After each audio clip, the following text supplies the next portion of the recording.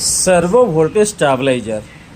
Servo voltage stabiliser आखिर है क्या? ठीक है, सर्वो वोल्टेज स्टेबलाइजर जब भी आप लगाएं पहले आप समझिए कि आपकी परेशानियां क्या है, आप क्यों लगाना चाहती हैं। बहुत से लोगों का ये होता है कि सर हमारा तो 190 वोल्ट आता है, हमें 90 वोल्ट का दे दो। अरे जब 190 वोल्ट आ रहा है तो 90 का लगाओगे तो उसका कार्बन हमेशा हायर साइड में रहेगा और कभी भी हाई वोल्टेज फेंक सकता है। तो आपकी ज़रूरत किस हिसाब से है उसी हिसाब से बताइए। कभी भी सर्वो रेडीमेड बिल्कुल ही ना लें।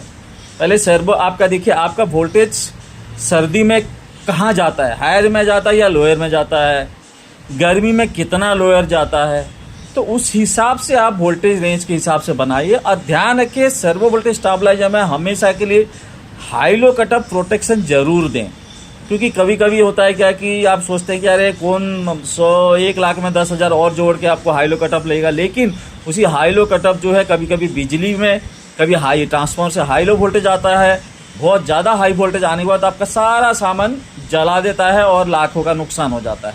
उससे अच्छा आप हमेशा लिए प्रोटेक्शन रहे। हालांकि हाई लो कटअप, बाईपास, ये सारी चीज़ पैनल का होता है, लेकिन आजकल लोग क्या होता है जो पैनल खरीदते हैं, पैनल से डब्बा खरीदते हैं, पैनल के अंदर कोई सामान नहीं होता, 4-5 एमसी में लगा दिया और दे दिया पैनल।